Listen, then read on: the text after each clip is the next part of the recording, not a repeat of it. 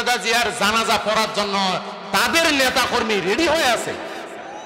এক নেতা বক্তব্য দিয়েছে যে বড় যিনি ছিলেন তার কি ভাই কিছু আছে নাকি বসে তার জানাজায় যে লোক হয়েছে ইনার জানাজা আর বেশি গুণ হবে। আরে আমরা দোয়া করতেছি আল্লাহ যেন সুস্থতা দান করে, তার যেন জানাজা পড়াতে না লাগে, আর সে জানাজার জন্য রেডি হয়ে আছে। কতটা জনকল্যাণকামী এখানে বোঝা যায় না প্রাণপ্রিয় ভাইরা আমার? মরার জন্য মানে হাত ধুয়ে আছে। হ্যাঁ, আমরা দোয়া করি আজকে প্রাণের প্রেমা ভাইরা আমার, লক্ষ লক্ষ মানুষ হবে মহিলাদের জানাজায়।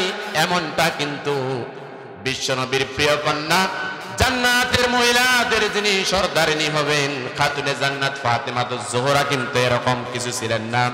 মহিলা যারা সাহাবী ছিল তার মধ্যে অন্যতম সাহাবী তিনি বলেছেন, যখন আমি দুনিয়া থেকে বিদায় হয়ে যাব, যখন আমি মারা যাব, ঠিক তখন আমাকে যেন বেশি সংখ্যক মানুষকে যেন দাওয়াত না করা হয়, খবর যেন দেওয়া না হয়। কিছু সংখ্যক মানুষ, অল্প সংখ্যক মানুষ যেন আমাকে দাফন করে। কেননা আবার রাতের মধ্যে দাফন করবে। কেননা যদি খবর দেওয়া হয় নবীর মেয়ে আমার আলী রাদিয়াল্লাহু তাআলা আনহুর স্ত্রী, মানুষ দলে দলে জানাজায় ছুটে আসবে। তারা মনে করবে যে ফাতেমার খবরটা এতটুকু লম্বা, হয়তো ফাতেমা এতটুকু লম্বা ছিল অথবা এতটুকু মোটা ছিল, এই ধারণাও যদি করে আমার জান্নাতে হয়তো কঠিন হিসাব হতে পারে। যার কারণে উনি বলেছেন মাত্র কয়েকজন মিলে শুধুমাত্র আমাকে দাফন করবে, আমার পর্দার যেন কোনো খেলাপ না হয়। যেই মহিলা সাহাবী জান্নাতের এমনি সর্দারিনী হয় নাই, মরার পরও যিনি পর্দার কথা চিন্তা করেন, ওই ফাতেমাতুজ জোহরার চরিত্র আমাদের মা বোনদের ধারণ করা লাগবে কিনা। সেটা যেই হোক, দেশের প্রধান হতে পারে, একজন শ্রমিক আমার বোন হতে পারে, ওই চরিত্র ধারণ করা লাগবে। কিন্তু আজকালকার মা বোনেরা কি এরকম? জোরে বলেন। বরখা যদি একটা পরে, তাও বরখার সাইজ নেই, ডানে ফাটা, বামে ফাটা, সামনে ফাটা, পিছনের থেকে আরেকটা, এদিক যদি কালো ভিতরে লাল। আগে মানুষ তাকাইতো না, এখন বেশি করে দেখায় বানায় কইলা। জোরে বলেন। আগেকার মা বোনেরা তারা ব্লাউজ সেলাই করতো 1 গজ 12 গ্রাম। গতকাল এক জায়গায় ওয়াজে শুনলাম চাচা কয় হুজুর এখন 1 গজে 12টাও শর্ট করে কম নিয়ে আসতে। কথা বলেন ঠিক কিনা? এটাই চলতেছে। বরখা যদি কিছুজন পরে আবার তাও দেখেন বরখার সাইজ ঠিক নাই। আবার দেখবেন বাস্তব কথা, সুন্দর একটা এই যে হিজাব করে গোল করে দিছে, লিপস্টিক লিপ যে লিপায় না, রাশকারা ঠোঁটের কাম, সারা অবস্থায় যখন বাজারে বের হয় যুবক যা তাকায়, বুড়ালাও তাকায়। চাচা হাসেন, কন্দি হয় না নি ঘটনা এলা? জোরে বলেন হয় না নাই? তাহলে প্রাণের প্রিয় ভাইরা, এত বছর থেকে যে ওয়াজ হয়, বরং তো মহিলাদের কাপড় শর্ট চিপা চাপা হইছে না ঢোলা হইছে? জোরে বলেন কেন হইছে?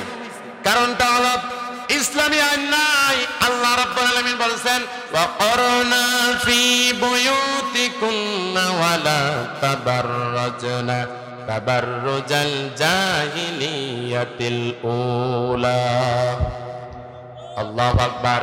রাব্বুল আলামিন বলেন সমাজের নারীরা জাহিলি যুগের প্রাথমিক নারীদের মতো সাজিয়া গুজিয়া বের হবে না, তেমন জাহিলি যুগের নারীরা বের হতো যেমন।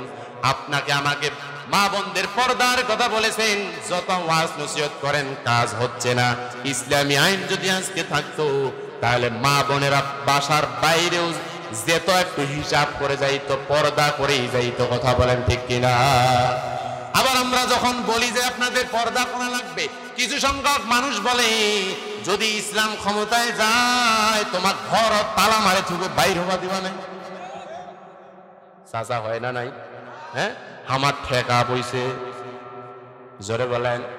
এবার মহিলাদেরকে যদি ঘরের মধ্যেই যদি বন্ধ করে রাখা হয় তাহলে প্রাণের প্রিয় ভাইরা শোনেন তো দেখি, আপনার মেয়ের আমার বোনের যখন সিজারের প্রয়োজন হয়, নরমালে ডেলিভারি হচ্ছে না, তখন দেখবেন তার সিজারের যে প্রয়োজন হয় তখন পুরুষ ডাক্তার করে না মহিলা ডাক্তার?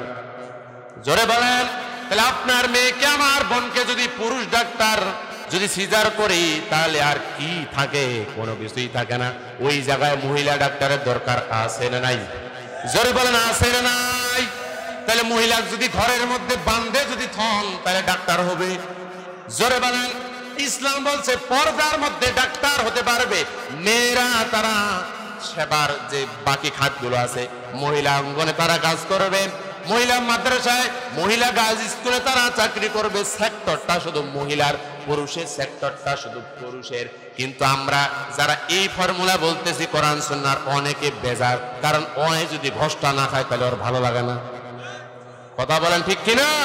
যারা এরকম মন মাইন্ডের যে না মহিলা ছাড়া তার চলেই না দিন দিন, যারা কুধারণা আছে তাদের অন্তরের মধ্যে, তার চিন্তা ভাবনা এরকম, ওরাই শুধুমাত্র নারী আর পুরুষ এক জায়গায় থাকতে চায়। কথা বলেন ঠিক কিনা? প্রাণের প্রিয় ভাইরা, এই জন্য বুঝতে হবে। আসুন, কি বলেছিলাম? ইসলাম প্রপার মানতে হবে, পরিপূর্ণ ইসলাম মানতে হবে। কেউ যদি পরিপূর্ণ ইসলাম না মানে, তাহলে প্রাণের প্রিয় ভাইরা বলুন তো দেখি, সে কি নাজাত পাবে? জোরে বলেন। সে পাবে না।